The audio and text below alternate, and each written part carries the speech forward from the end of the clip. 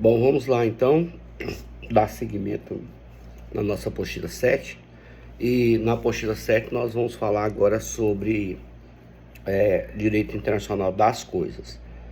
Como eu falei para vocês, quando se trata de bens imóveis, né, nosso elemento de conexão é o lex citar, a lei da situação da coisa. Quando se trata de bens móveis, a legislação regula pelo domicílio do possuidor, né, para bens imóveis, para bens móveis, né, joias, obras de arte, que mais? Tô lembrado aqui, joias, obras de arte, vamos colocar esses dois aqui ainda por enquanto. A lei que regula o objeto é a lei do domicílio da lei do proprietário, né? A lei de onde do dono da obra. Isso nos leva então à possibilidade de busca e apreensão de objetos que estejam aqui, que estejam em outro estado, e que inclusive na aula eu acho que eu citei aqui, né, o caso de obras de arte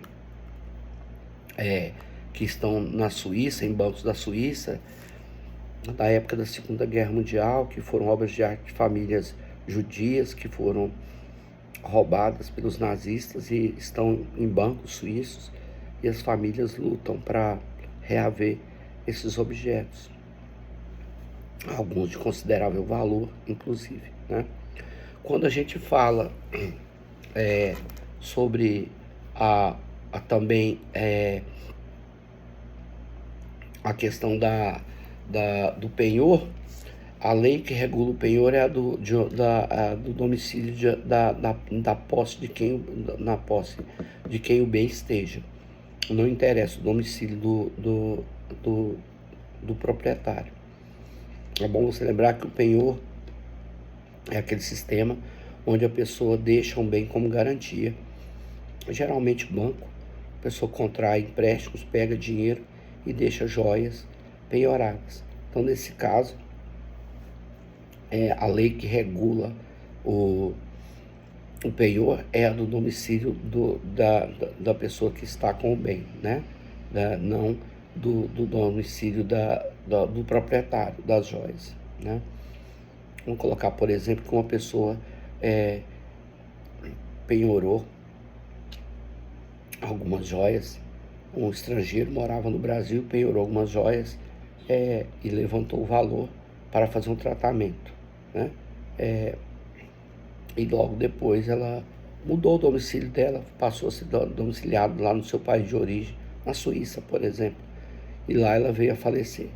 Então, pela regra, pela lei da Suíça, com o falecimento daquela pessoa,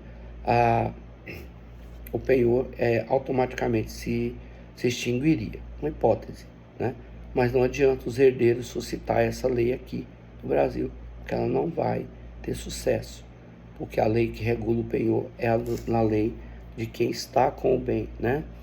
Quem estiver na posse do bem, e não o contrário. Uma outra discussão também com relação à hipoteca. Eu vou citar um exemplo aqui, que vai ficar mais fácil você entender depois, quando você ler a apostila. Uma empresa japonesa procurou um banco lá em Tóquio e buscou um empréstimo. O banco então pediu uma garantia hipotecária. A empresa disse: nós temos uma terra lá na Bahia. Pegou a escritura pública, a certidão, aliás, na certidão de ter o teor da matrícula, traduziu para o japonês, levou e apresentou o bem e deu como garantia para o banco. Formalizou um contrato de mútuo, pegou o dinheiro e deu a fazenda como garantia. Posteriormente, essa pessoa não conseguiu pagar o banco lá no Japão. E agora o banco quer, né, se toma posse, entrar com ação de execução, vai entrar com ação de execução lá no Japão, todo o processo e tudo. Você sabe, e eu vou falar sobre isso na próxima aula, que as cartas rogatórias não têm fins executórios. Então ele vai ter que pegar aquela sentença, né, e trazer aqui para averbar aqui no cartório. Outra situação também, de repente, nem deixou de pagar. Às vezes o contrato, pegou e traduziu o contrato, né, o contrato de mútuo, e a pessoa veio aqui no Brasil, agora traduzido do japonês para o português, e veio no cartório para poder averbar, né, esse contrato na matrícula. E quando o cartório observou, o cartório constatou que havia diversas irregularidades. Sobre a ótica da lei brasileira que regula a hipoteca, havia várias irregularidades, né? Uma delas, por exemplo, a assinatura da esposa do cara, que não havia assinatura dela, dando bem como hipoteca. Então não adianta o advogado ir lá no cartório, reclamar, dizer que, por regra, você sabe que é assim, né? A lei do principal, a lei do acessório acompanha o principal. Então, o principal não é o contrato de mútuo.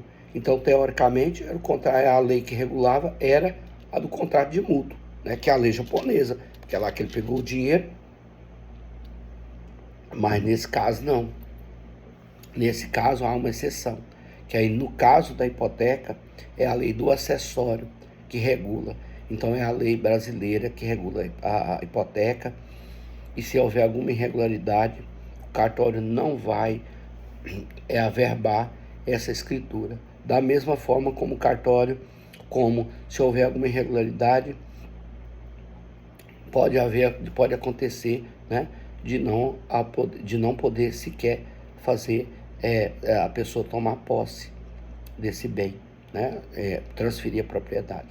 É claro que o japonês não vai poder suscitar nulidade, você sabe disso, muitos de vocês acham até que já passaram a prova do AB, já são considerados advogados, mas ninguém pode suscitar, né, nulidade que ele mesmo causou em causa própria, né. Por último, vamos falar sobre os bens incorpóreos. Nós estamos vivendo uma época muito interessante, onde nós temos os conteúdos digitais. Além das músicas que já eram bem, já de há muito tempo conhecida, né? Músicas que extrapolaram continentes, né? E que passaram, né, a ser conhecida no mundo inteiro, né? Nós temos o caso do Brasil, dentre algumas músicas brasileiras, Garota de Ipanema, né, que é muito conhecida, e algum tempo atrás também, inexplicavelmente ao meu ver, né, mas uma música do Michel Teló, né, ela tomou dimensão no mundo inteiro, né, e fez dele famoso, claro. E essa preocupação com os direitos autorais. Hoje, mais vocês do que eu, estão diante da questão dos conteúdos digitais, né? Onde a pessoa tem blogs, onde as pessoas têm várias páginas no Instagram, no Facebook, etc. Isso tudo pode gerar discussão posteriormente acerca da originalidade. Por exemplo, vou dar um exemplo mais preciso aqui para você se fixar. Uma cantora brasileira gravou uma música, ela estourou nas paradas de sucesso, e posteriormente então uma pessoa ouviu essa música aqui no Brasil, né, adquiriu a mídia e chegou no país dela e regravou a música. Mudou nada, mudou ritmo, pode até ter mudado o ritmo, mas não mudou letra, não mudou nada, e registrou como se dela fosse. Hoje, você sabe que os direitos autorais, né, é regulado pelo Instituto Nacional de Propriedade Industrial. E ele não estende fronteira afora. Então, hoje as pessoas estão muito preocupadas com isso. Então, elas vão buscar registrar lá fora também a autoria dessas músicas, inclusive para receber direitos autorais, inclusive para exigir que a execução seja, para que haja execução, que haja necessariamente a sua autorização. E os cantores mais famosos, esses mais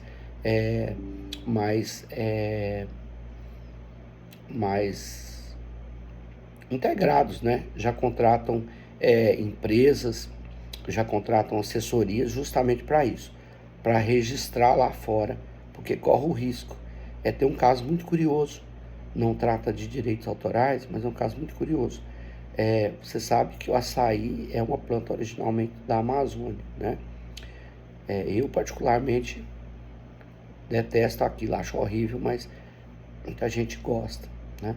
E uma importadora japonesa, uma empresa japonesa, tomou conhecimento que segundo a lei japonesa eles poderiam registrar, eles registraram o açaí como se deles fosse, né? Nunca plantaram nem uma palmeira de açaí, mas para entrar no Japão, o açaí precisa ser negociado necessariamente com essa empresa. Estava em litígio na época, não sei o que aconteceu, né?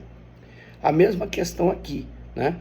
Se você não registrou, mas você tomou conhecimento que outra pessoa está ganhando rios de dinheiro com a música que é de sua autoria, você pode buscar, então, aquele país onde está sendo. O seguro é que a pessoa faça o registro antes, né? Mas se a pessoa não fez o registro antes, é possível ela entrar, interpor uma ação lá, se é que a pessoa já não registrou a música como dela, né? Lá, ela pode entrar com a ação contestando o registro. No Brasil, por exemplo, tem prazo para você contestar o pedido de registro de uma marca. E aí você pode, inclusive, contestar, né, a autoria e pedir necessariamente para que a pessoa esteja te retirando do ar ou pagando seus direitos autorais. No caso de... eu falo notoriamente de música, mas tem outras questões também que pode gerar esse direito autoral. Bom, no mais é isso. Nós encerramos por aqui. Mais uma vez, justificando para vocês esses vídeos terem sido, essas aulas terem sido gravadas e não necessariamente dispostas, não necessariamente ministradas em sala.